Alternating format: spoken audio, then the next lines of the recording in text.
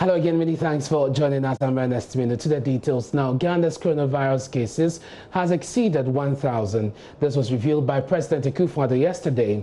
This is a significant leap from 208 cases from the last update of 843 posted by the Ghana Health Service on Saturday. The president said the latest figure is a result of an aggressive contact tracing as well as enhanced testing capacity by the Ghana Health Service. He added a total of 68,591 have been tested for the virus, out of which 67,549 tested negative, representing 98.5%, while 1,042 have tested positive for the virus. President Akufo-Addo also revealed some enhanced efforts, including drone delivery of samples for testing. Also introduce the use of drones to expedite the transportation of samples to laboratory centers. On Friday, 17th April, for example, 51 samples were delivered from the Ominako Drone Distribution Center to Noguchi. Furthermore, we're introducing rapid results testing to augment our surveillance and enhance contact tracing efforts so that we can quickly isolate and treat confirmed cases. We've expanded and added to our network of COVID-19 treatment centers, with the Ghana East and Bank of Ghana hospitals being 100% dedicated to the fight. In addition, we have set aside separate COVID-19 treatment centers at the University of Ghana Medical School, Hospital, the Kolebu Teaching Hospital, Komfo-Anokye Teaching Hospital, Kumasi South Hospital, and in other designated regional and district hospitals. Last Friday, I was honored to do the virtual sod-cutting ceremony for the construction of a 100-bed infectious disease and isolation facility at the Ghana East Municipal Hospital, which is being funded through a public-private partnership under the leadership of the Ghana COVID-19 Private Sector Fund, and whose construction, with the assistance of the 48th Engineer Regiment of the Ghana Armed Forces, will be completed in 6 weeks. Members of the Private Sector Fund have indeed acted like citizens and not spectators, and our health care facilities so far have taken delivery of 14,550 scrubs, 11,900 gowns, 19,980 head covers, 263,281 nose masks, 13,002 N95 nose masks, 41,117 varying sizes of sanitizers have also been produced locally and delivered to our health facilities. We'll bring you more from the president on what he said yesterday, but right now let's go into the phone lines now and speak to Dr. Patrick Abuaji, who is Director General of the Ghana Health Service. Thank you very much for your time here on NewsDesk. Now, the partial lockdown has been lifted. Let me find out from you, from where you sit, is the curve flattening already? I believe so. I'm sure you have seen what we have played on our website, and when we do the daily case, as you can see, it's not just a figure, and so it's making progress. We only need to intensify. Whilst we finish it down, we need to ensure that more public health measures are put in place to not only get flattening but also start bringing it down. So now there's no limitation on our movements, both in Greater Accra and Greater Kumasi areas, the entire country. We are being encouraged to wear face masks or nose masks. Would that be enough a measure to contain the spread? Well, it depends on how we comply, how we adapt it. And I believe that if it's just we have ensure social distancing, hand washing, etiquette, the massive use of masks, we should be able to contain that if you look at how it is spread. So yes, it will go a long way. but we need to all, including the media, have to be part of the solution to ensure that everybody abides by the social distancing practices and hygiene etiquette, among other things. And then continue testing, then isolation. And that's what we're doing, testing and isolating positive, treating positive, so that they are not in the community to continue the spread. And so, despite the partial lifting of the lockdown, then all the public health measures are going to take place, probably at a higher, at a more intensified way, to ensure that we contain the disease and bring it to an end. We have 18,000 tests more. We are waiting for that result. The president did indicate. I just want to find out from you what will happen to the enhanced testing, which is already underway. There are efforts to get each region to have a testing center. So what is going to happen going forward as far as testing is concerned? I mean, processes are in place to bring more labs up into the system, like the Tamale one. KCCI is assisting the Tamale Center to be upgraded to be able to do the testing. There's a Pong Tamale one. So all those ones are being brought in. The enhanced surveillance will go on. I mean, when you do the lockdown, start school. Now, not after the lockdown, people are at work in their workplaces. So testing takes place wherever we find the people, including workplaces, and also targeting, like I said this morning, targeting really high-risk people who have the opportunity to come in contact with a lot of people, and so ensure that they are protected, and they are also, in that way, they also, if they have the cross spread to many people. So these are all a few strategies that will be enhanced, including the fact that all regions, they are divided into three. Those without cases, we do enhanced surveillance. Those with cases, we do enhanced surveillance with contact tracing. And places where we think the cases are high, we will intensify all the things we are doing, just that in a different approach. Because everything we are doing under lockdown situation will continue truly in the lockdown situation, like I mentioned. For those 18,000 people whose results are yet to be released, where are they now? Are they going about their normal business in isolation? How are we keeping track of them? Those who, by the time the sample was taken, were deemed at high risk, they are usually quarantined and coming. For the enhanced surveillance, where we are doing routine tests for people probably not at less risk, as soon as the results come, they are isolated, and their contact, if it's positive, their contacts are followed up. So that's how logistically we can make. So that's what's happening. So they are in all the. Some of them are also come from other parts of the country where they've done some enhanced testing. In terms of the use of the face masks, there are a lot of locally produced ones. Would you encourage the use of that? What do you mean by locally produced ones? So we have some companies who have had them got FDA approval, and they are producing, yes. And the others, I'm sure there are processes to look at them to see how it is. But like I keep saying, any cover is better than no cover. Sure. And so I'm sure they will continue to look at the standard. And we know material that we know has been quite, the grey bath has been said to be quite appropriate. But I'm sure over time, all these standards will come into play and make sure people are wearing the appropriate masks and wearing them properly. Mr. Abuaji, thank you. People turn upside down their masks and etc. So it's all part of the education that the media will have to help us and educate people on how to wear masks and how to change them. We don't wear one mask for 3 days or 2 days.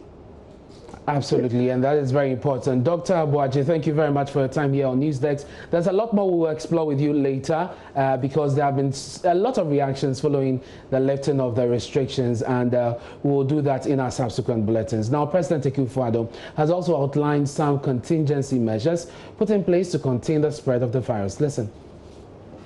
As the day goes by, and as we continue to sustain a grip on the rapid spread of the virus, the systematic easing of these restrictions will be undertaken to bring life back to normalcy.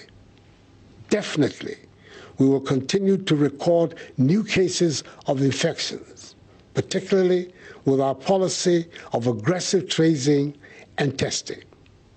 However, I want to assure you the government has put in place the appropriate measures to isolate and treat them.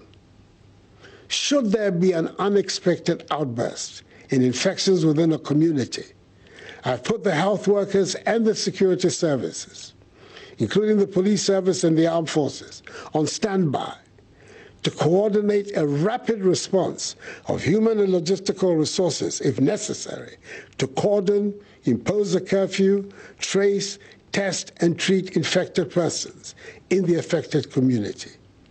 Indeed, the focus of government's policy and action will be based on the implementation of the 3 T's, i.e., tracing, testing, and treating. In any event, stay at home unless it is absolutely essential.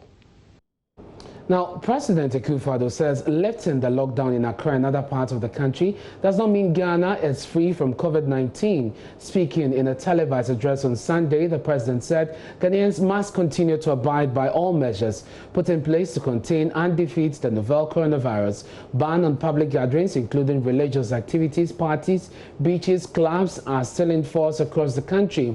Now, schools and universities also remain closed. Delivering his 7th address on measures taken by government to fight the disease, President Akufo-Addo said the decision to lift the partial lockdown is backed by science.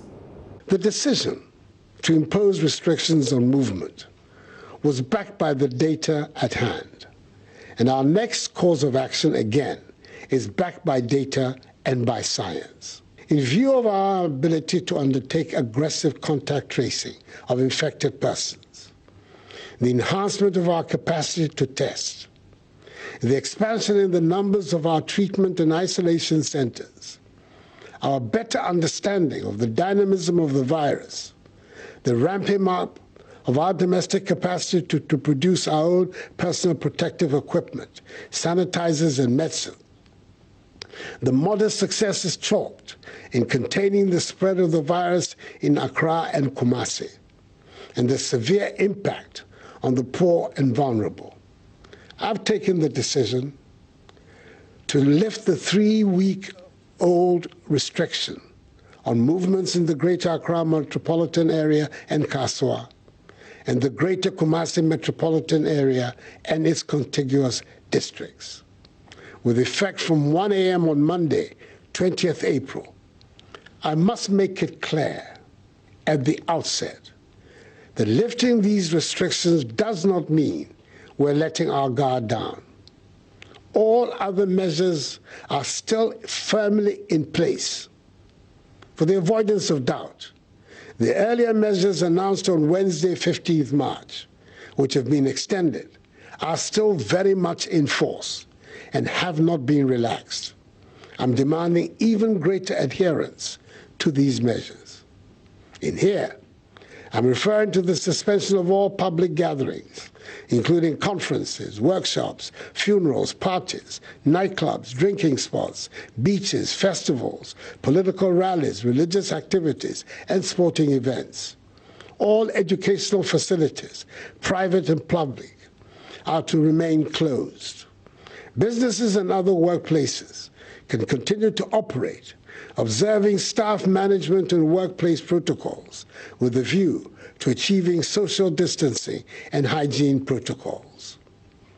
Operators of public transport, including our buses, trotros, and taxis, are to continue to run with a minimum number of passengers, as they have been doing for the last 3 weeks in maintaining social distancing. They must also continue to ensure the maintenance of enhanced hygienic conditions in all vehicles and terminals by providing, amongst others, hand sanitizers, running water, and soap for washing of hands. Domestic airlines are required to adhere to the same protocols. The Ministry of Local Government and Rural Development, together with metropolitan, municipal, and district assemblies, will continue to implement measures to enhance conditions of hygiene in markets across the country and expand the policy of alternate days for alternative products to improve social distancing in all markets. As has been established, the overwhelming majority of confirmed cases have come from travelers or from people who have come into contact with travelers. It is therefore incumbent on us to continue to be vigilant about travelers into our country until further notice. Let's do some more analysis on this. Dr. Michael Ozu is a virologist at the Kumasi Center for Collaborative Research, and he joins me on the phone. What do you make of the lifting of the partial lockdown? I bet you didn't expect this soon. Well, I expected that we will have a phase like this, and this is what you want to call the total the restriction and flexible approach, or what others call it the hammer and the dance approach. So we have used the hammer approach, which is putting the restrictive measures in both Kumasi and Accra. We have done contact tracing and testing. We have significant number of people tested, about 60,000 of them. We have seen the prevalence is a little around 1.5, 1.9%, which tells us that the number of people who have this infection is on a low level. We have been able to contain these people, either they are quarantined or some of them are isolation. So we are holding these positive people constant. What it means is that you could allow the other populations to breathe a bit, to undergo their normal economic activity.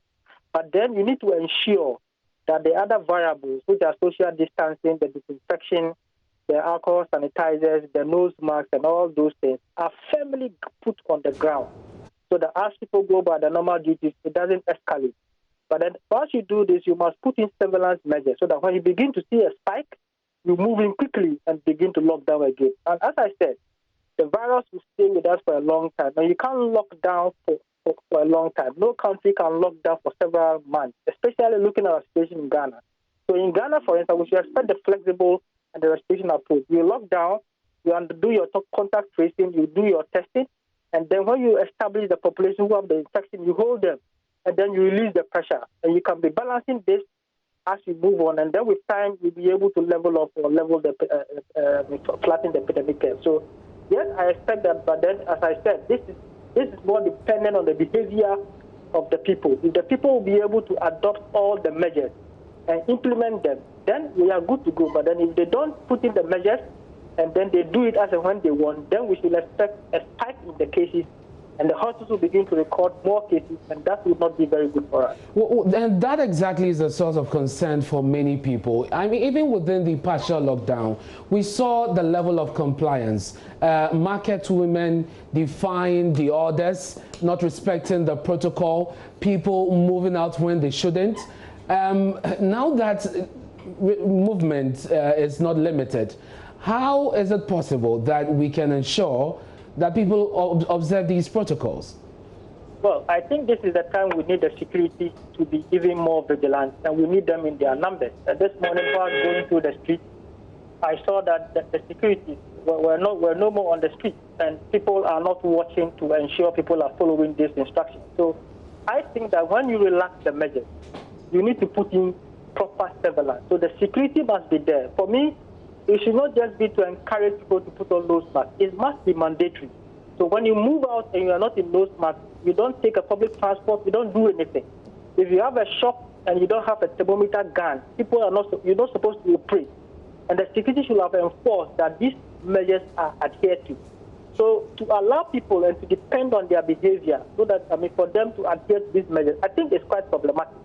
So looking at our behavior, we need more of enforcement rather than just allowing people to go by their duties and hoping that they will adhere to the measures. So, so wouldn't you agree with those who say that perhaps we should have done this for a week more at least?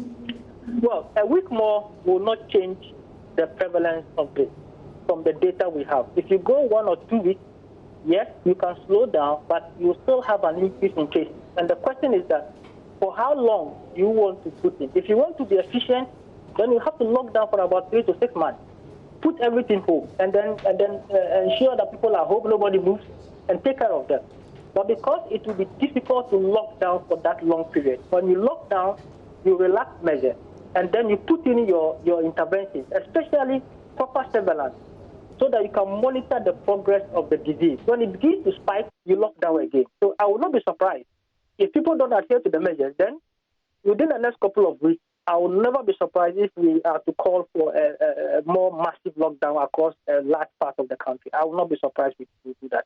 So you're saying that we risk recording cases earlier when you spoke to us, you said we risk recording cases that may not be detected easily if people do not comply with the protocols. Now, seeing that we have quite a number of people, the cases being asymptomatic, what can be done? So this is why I said that the nose mask must be mandatory, because already we have seen that a significant number of the people are asymptomatic. So we are understanding now that the asymptomatic are beginning to establish themselves in the population. So once they hold and establish in the population, they will begin knocking the other susceptible people, like the old generation, the old people, women and men, the people with chronic underlying ailments. They can be hitting them at random, and they will be getting sick, and they will be going to the hospital more. To prevent this from occurring, you have to ensure that everybody busy nose mask, so that when it's an asymptomatic carrier, he keeps the virus to himself, so he doesn't spread it. But then, if we make it in the way we have now, that people are encouraged. If you encourage somebody, he can decide to do it or not. And I'm seeing a number of people on the street. Some of them are in trotro, and they are not in any mask. So I think that the window period we did not take much advantage of this period to educate people on what measures we put in place during the flexible period.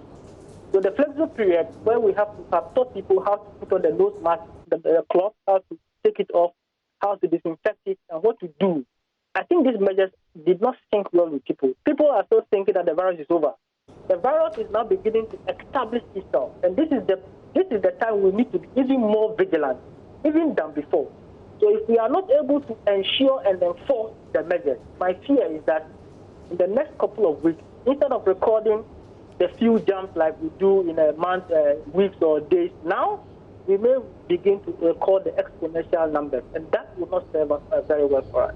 Doc, we're grateful for your time, and that's Dr. Michael Owusu. He is a virologist at the Kumasi Center for Collaborative Research. Now, business in the Central Business District of Accra is slowly bouncing back to life as restrictions on movement were lifted this dawn. Maxwell Adbuba is there, and he joins us live. Maxwell, what is the situation there? This intersection is just about 100 meters away from the Ghana School of Law here at the Central Business District. The road behind me leads to the Independence Avenue. The one on my left-hand side is the Kojo Thompson Road. If you know this intersection, it gets very busy around this time, especially on a Monday morning. You find a lot of people, trooping to the market to buy stuff. You'd also find traders trying to caught the attention of potential buyers. But that is not the case today, although there's some kind of activity after the lockdown or the restriction of on movement was lifted. Not much of activity is happening here, although there's some kind of business going on, unlike what we saw previous times. Let's speak to some of the sellers here in this market. Let's find out from them what business was like for them during the period of the lockdown. I mean, for persons who were trading in essential services, some of them were still working. But those who were not doing any essential business here in this market, there was nothing like, business for them. Let me speak to this woman here who's selling Veronica buckets here on the Central Business District. Mommy, Pacho, your friend saying? Pacho, my friend is Mrs. Soa. Mrs. Soa. Pacho. Okay, Mrs. Soa, how long have you been selling this Veronica buckets? Since a virus started, and I started selling. Okay, well, she said since the outbreak of the virus here in Ghana, she started selling the Veronica buckets. You see, Veronica buckets, what on the saying? The price and sizes beyond the price. Okay, well, I was just asking about the price of the Veronica bucket. She says it depends on the size that you want. In Kitwana, yes, and the smallest one, yes. Kitwana 40 Ghana. The small one is 40 cedis. And a medium size near 55. And then the medium size is 55 cedis. 50 liters here 70 Ghana. Okay. And a 40 liters here 55. Okay. But big ones near 100 Ghana. Okay, so the big ones are 100 cedis. Great. So tell me, what has business been like? Business business is here. A cost amount for top Veronica buckets. No, I mean, I don't Veronica buckets in the air. Yeah, lockdown no cry because who buy? I'm baby South baby. I walk. Now I explain actually. I'm say who got Tom Veronica buckets? Any sanitizers? Say Tom Asuma. I'm baby my wako. Okay. Tom Asum so I'm my was. Okay. Well, she says even during the lockdown, business was still booming for her because when people are coming to the market, they ask them, "Where are you going?" When you explain that they're coming to buy perhaps Veronica buckets or hand sanitizers, they are allowed. So business was, booming for her even during the lockdown period. But I remember so into lockdown now, year free or no. It's saying, "What shall a year and I say and yeah." In some ways, yeah, because some young crowd complaining, me and me hunting me. Well, she says in some way it is good, in some way too she cannot really tell because she's been here in this market and she's seen how people were, struggling, the vulnerable people, how some vulnerable people were struggling, even getting food. She says sometimes the distribution of food, sometimes some of them do not get it. Okay, they suffer before they get the food. Okay. Call 1,000 BB. And to me, study any baby for more, say slow. Okay. In some ways, yeah, but send young crowd complaining soon. Okay. Okay. Okay. Well, she's suggesting, she's saying that, I mean, if the lockdown is lifted for some period, and then we still go back to it, she thinks it will be a good step because people, are suffering. She is torn between saying that it is good or bad because in one breath she says that people are struggling. I mean, economic-wise, they cannot make any money, so they are struggling. In another breath, she says our numbers have increased to more than 1,000. So that makes it difficult for her to really say whether it's a good move or a bad move. Okay, great. So you just heard from this lady here. She says Veronica buckets here in this market. Let's get close up and speak to other sellers. But just like you would observe, usually on a normal day, on Mondays, you'll find this stretch, very, very busy with a lot of traders shouting, yelling, screaming, trying to draw your attention in a way to come and buy, their wares. But that is not happening today. One other thing that you'd most likely find in this market here, very close to the rolling circle, is how, persons, I mean, some preacher people, I mean, some pastors, some men of God will be preaching in this market. That is absent today. You can actually hear, the sound of vehicles. You can hear people having conversations. I wouldn't say you can hear a pin drop though. Let's speak to this woman here who sells toothpaste in this market. Mommy, what on Pacha Frase? Sister Bna. What on toothpaste? Intimidation essential services no na won't count into lockdown no na utifie. Na eto saying. Because nyaba area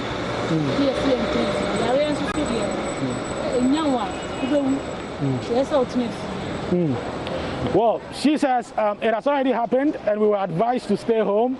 She says we're dealing with a disease, we're dealing with a pandemic. So if you have to stay home, essentially that's what she's saying. But person who not asset name to saying a brand out with a na won't be juman beton toothpaste ne Pepsodent no. Na we are there now. Sebia unsa tebeko wano. Sempre for say my renting age unsa we aduma we be to say there be bad. We so bet me bia okay.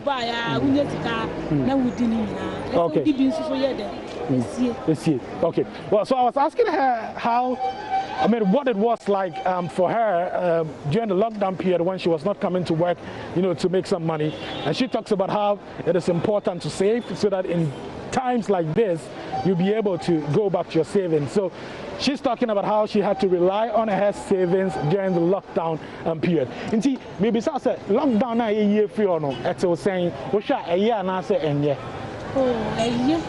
A year moment gonna for your well, she says the lockdown that has been lifted is very, I mean, it's very good.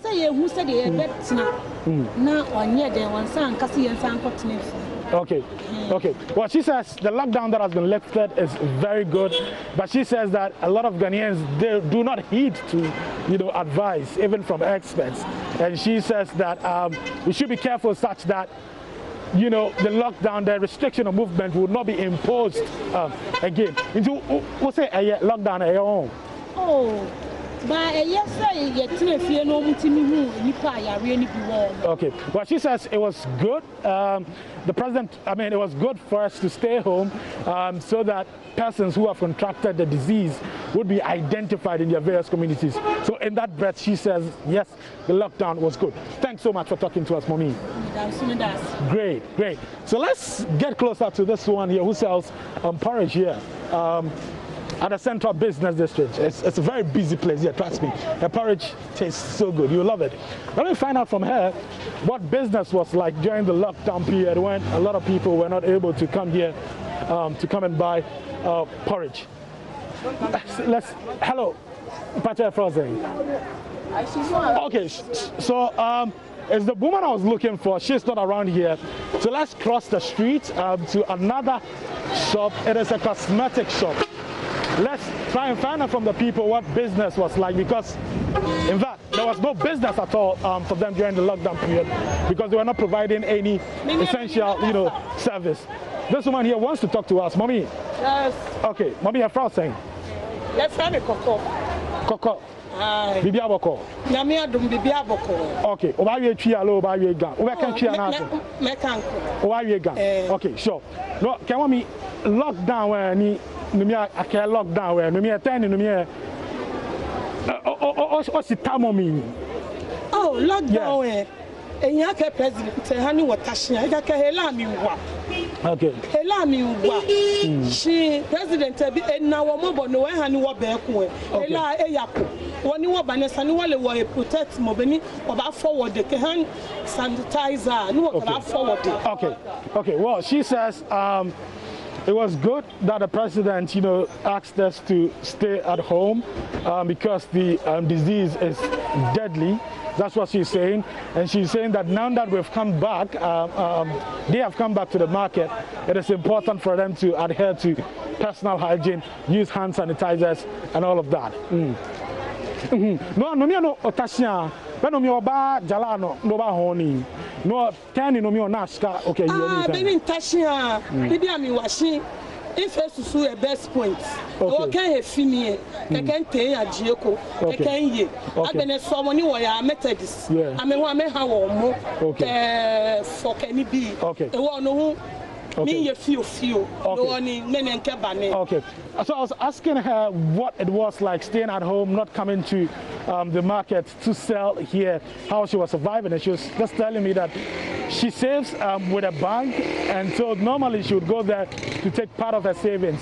She also says that she worships with the Methodist Church, and they've given them, some food items, and they've given them rice, and that's what she's been cooking and all of that. Lockdown in oh, President, now mobile.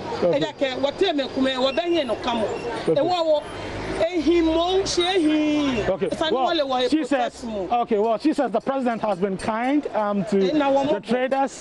He has been merciful to them because they do not have anyone at this point. But she's still reiterating the point that it is important for them to adhere to all the safety protocols, personal hygiene, and everything that will make them, stay healthy. Oh, you are done, Coco. Mama Coco, you are done. Okay, let's come to this cosmetic shop. One of the shops, it gets very busy. All the time it's busy here. But the shop had to be closed because of the restriction on movement. They were not allowed to sell because they were not providing essential services. Let me find out from the owner of the shop what it was like, during this period. Mommy, Pacho, good morning. Morning. Great. When person say, 3 weeks now, we two shop no more. It was saying, I said to saying. Oh, 3 weeks here too. Stores. What say? Obi Oba market every day. Biana, Bibinti, what two store mu there? And she say, "Come Oba market." Okay. Maybe say, okay. Well, she says because they were not coming to the market to do business, definitely you'd face some difficulties because it's not like you come into to town to make some money. And see, person maybe say lockdown na ye free or no? Ete was saying which are ete saying. Oh, lockdown into a man nipa macro. Say yare no. Say na yare na kosro na man nipa ntumi macro. Okay. Well, so obiasro. Okay. Well, she says that because of the pandemic, because of the coronavirus, a lot of people are not coming to town. Many of them are scared to come to town. So the numbers that they usually see in this market, the number has actually reduced. Which you see, ma abine food will be an abibisa. Asemen obe catch abine. Oh, abani dia wayadi. Okay. Well, she says government has done very well. Wayadi pa. This yari way. You're not as a scar. I say crampo and yes, okay. See wayadi. Okay. Well, she says government has done very well in lauding the efforts, of government. She talked about some money spent, I'm sure, on social interventions and and other things. Mommy, you asked pa. Okay. Okay. Okay. Yeah. Okay. So that's it. That's what is happening here in this market. Now, coming here all the way to the Central Business District, what we observed was that a lot of shops, right from our office from Kukumlemle down to this place, many shops were still, closed and locked. Yes. We interacted with some people around. They told us that perhaps it was because the information from the president and an announcement by the president came, very late in the evening. So now the information is now trickling down to the traders in this market and the many shops that we saw that were closed. Many of the people we spoke to believe that as the days, as the days progress, as we move on to Tuesday, Wednesday, Thursday, and the information is properly disseminated, many shop owners would know this and they would come back, to come and do business. One thing that we've seen, which is quite encouraging, coming all the way from Kukumlemle to this place, is how people, especially those sitting in commercial vehicles, are wearing their masks. A lot of taxis, you'll find the drivers wearing their masks. You find passengers also wearing their masks. Sadly and disappointingly though, here in this market at the Central Business District, in some other parts of the market that we've been to, we've not seen a lot of the women in their nose masks. We've not really seen that, which is quite disappointing. But here in this market, for people who are coming to do business, you find them in their nose masks trying to adhere to social distancing and all of that here at the Central Business District. So like I mentioned, life is gradually bouncing back to life. Life here is gradually bouncing back, but the usual hustle and bustle that you find here at the Central Business District is absent, with some part of the streets, empty on a Monday morning. Reporting for JoyNews, Maxwell Ababa. Thank you, Maxwell. And yes, it will take a bit of some time to have things back to normal. But the president has also been touching on something very important as far as the fight is concerned. He wants all to support persons infected with the virus. In a strong worded message, President Akufo-Addo said, if the COVID-19 does not kill the infected person, stigma should not. As we fight to halt the spread of the virus, we're also engaged in fights on two other fronts. Fights we must equally win. Firstly, there continues to be the deliberate dissemination of fake news, disinformation, and outright lies by some unpatriotic citizens about the spread of the virus since its outbreak in the country. These acts are being orchestrated by those who seek to benefit by seeking to sow the seeds of panic and confusion amongst the populace at this time of national crisis. I have an unequivocal, unambiguous message for those involved in these despicable acts. Put an immediate stop to it, or be held accountable for your actions. Secondly, has been aptly stated by the Ghana Medical Association, being infected by the coronavirus is not necessarily a death sentence.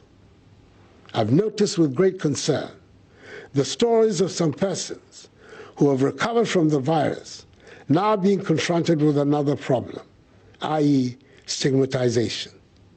This is not right, as it will rather drive away people from getting screened, tested, and treated. The stigmatization of recovered persons must stop, because if the virus did not end their lives and livelihoods. The stigma from members of their communities should not. And you're watching News Next with me, Ernest Min. Still to come in business, rating agency Moody's reviews Ghana's credit outlook from positive to negative, citing the coronavirus pandemic risk. Daryl has details after this break. Hi, good morning. Welcome to Business. My name is Daryl Kwao. Rating agency Moody's has revised the country's credit outlook from positive to negative. But what influenced the review of our rating to B3 negative as at Friday last week? George Rafi has more. Moody's is basing the move on the risk that the economy is now exposed to due to the coronavirus. This, the agency says, now makes it more difficult and challenging for the country to raise the required funds to support its day-to-day dealings. It argues that those variables that cause it to review the country's outlook positive are now under serious threat. Moody's is also raising some funding pressures that may force the country to go out and borrow at a very high cost, pushing the country's debt-to-GDP ratio to 70% at the end of this year. Challenges in meeting its debt obligations in the future due to the current challenges with the economy. And this is more of a warning to investors that engages government that it could have some challenges in the future. Now, this review and outlook could also trickle down to private businesses that might want to borrow from outside the country.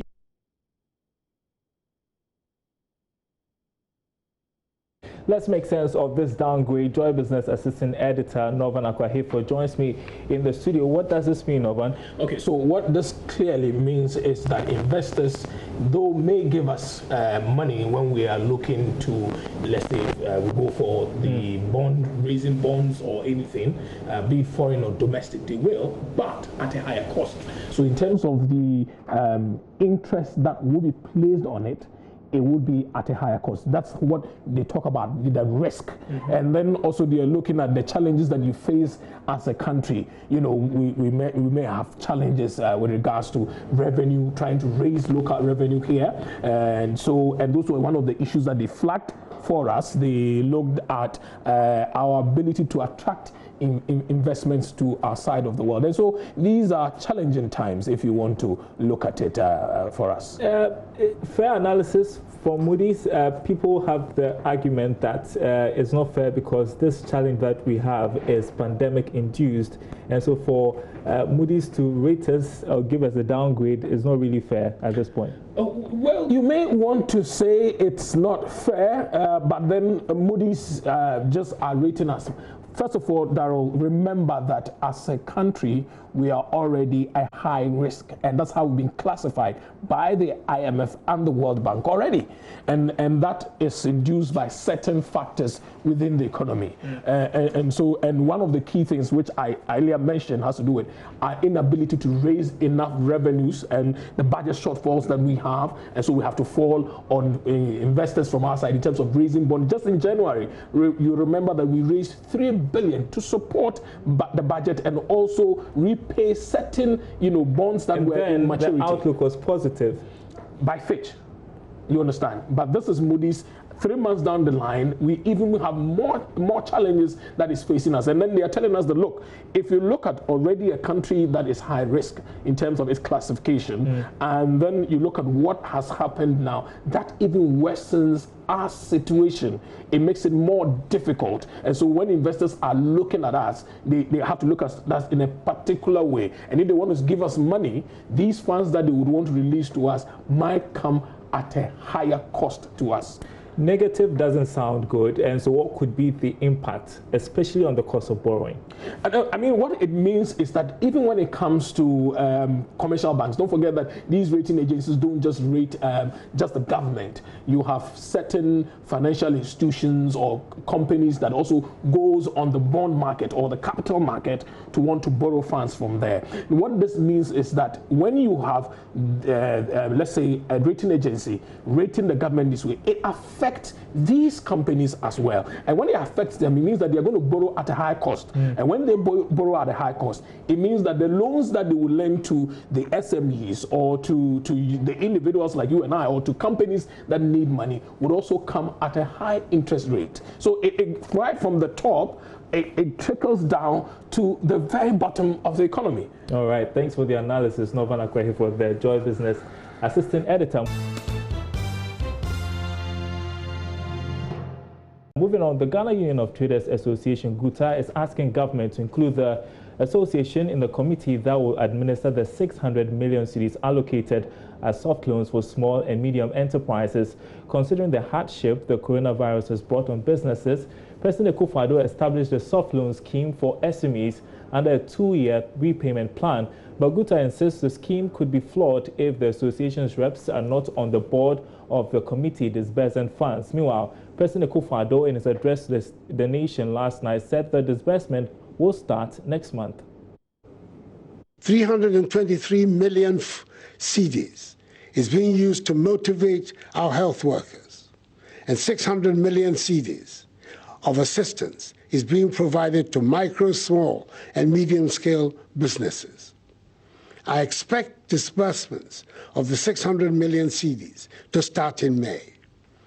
As we continue to battle this pandemic, it is imperative we plan to restore Ghana onto a sound economic footing and create a path towards growth and transformation. The recent $1 billion United States dollar rapid credit facility, secured from the IMF without any precondition and approved by Parliament, will be used to help close the financing gap that has been created by the pandemic through shortfalls in revenues and additional expenditures. I welcome the 3 billion CD credit and stimulus package from the commercial banks with the support of the Bank of Ghana to revitalize industries, especially in the pharmaceutical, hospitality, service, and manufacturing sectors. The president addressing the nation last night. That's it for business. The news continues after this break.